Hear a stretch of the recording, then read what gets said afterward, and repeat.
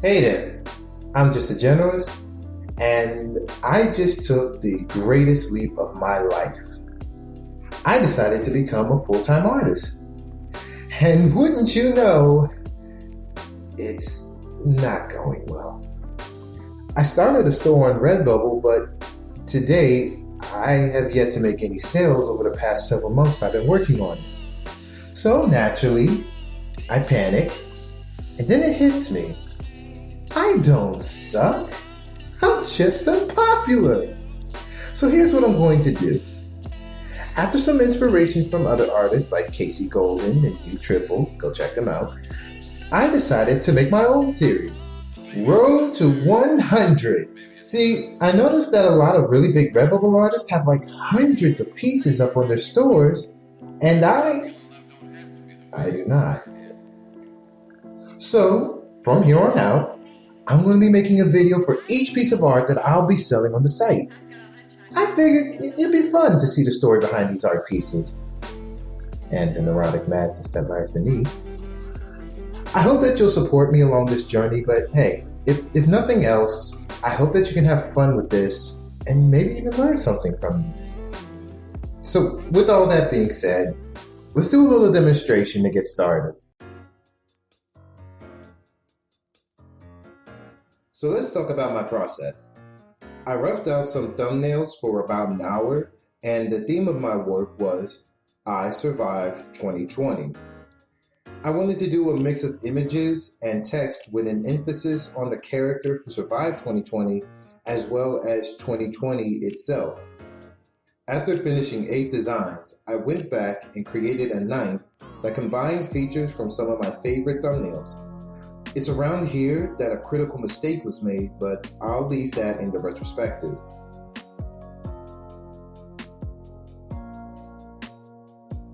Originally, I didn't feel the need to rely on picture references since I had such a clear picture of what I wanted in my head. I did some basic sketches for the pose and figured that would be enough, but I would later decide that for the sake of efficiency, I should use a couple references. I typically like to work with multiple references and work from there. I figured that I had what I needed to get done quickly, but it didn't pan out that way. As you can see, I tried a number of different approaches, but none of them sat right with me.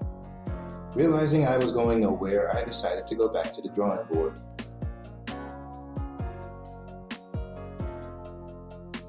I drew a quick character for the design and took the sketches back to Illustrator. From there, I started using a technique I call shape sculpting to draw the character in Illustrator. This is where I ran into 2 problems. First, it takes far longer to draw in Illustrator than it does in Photoshop. Secondly, I only drew a bust and some facial sketches of my character. Considering that the design needed a full body pose, I soon found this to be less than adequate. But being the stubborn person that I am, I decided to waste more time by trying to draw the pose freestyle in Illustrator. It did not work.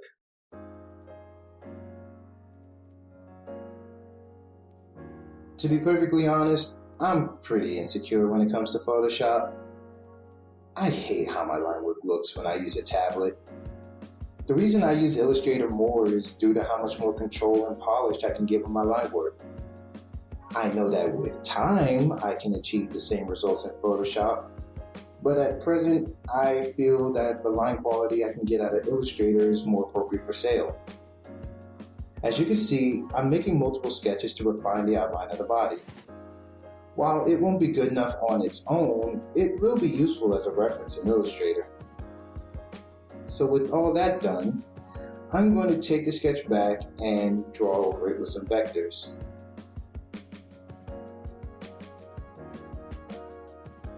Now that it's in Illustrator, I start making some real progress. I sort out the outline and the base details, and then I get into the most fun part of the design, the shading. I was going for a mix of line cut and a heavy shading reminiscent of Kevin Fung's art style. I saw his work in this Caravan Palace video called Wonderland, and ever since then, I wanted to play around with it. I think in combination with the etching lines, it makes for a pretty eye-catching style. I really liked how it turned out, especially since I was experimenting for most of it.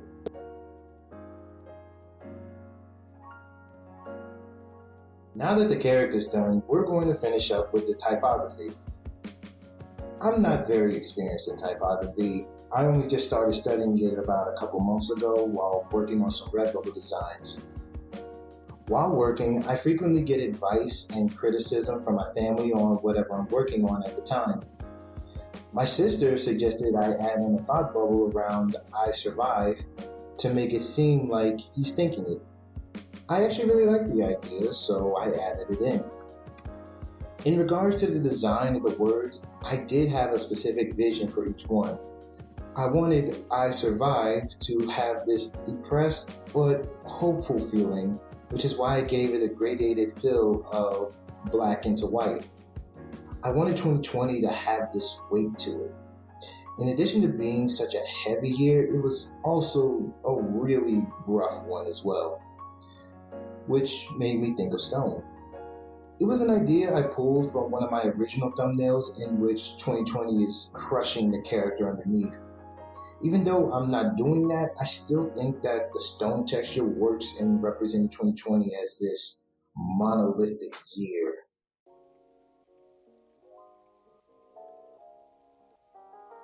Alright, now that we're done, let's look back and see what could have been done better. The first and most critical criticism I have for myself is not having a more fleshed out sketch to use for my design. The more I look back, the more I see it affects the process as a whole. If I had just had a full, cleaned up sketch from the beginning, I could have avoided all this second guessing and backtracking I did. I also noticed that it affected the final image as well. While each element is fine on its own, I do think there is a lack of cohesion as each element of the design has its own thing going on. In the comments down below, if you have any constructive criticism you would like to share, please let me hear what you have to think. My ears are always open. So yeah, here's the final piece. It'll be up on the shop around the time of this video's release. I want to take a time out at the end of each video to thank the artists who inspire me and to direct you to their social medias so that you can see what else that they might have going on as well. Once again, thanks to Casey Golden and you Triple for inspiring this video series. And thanks to the photographers who helped me create this as well as other works. I'll be putting their links up on the screen as well.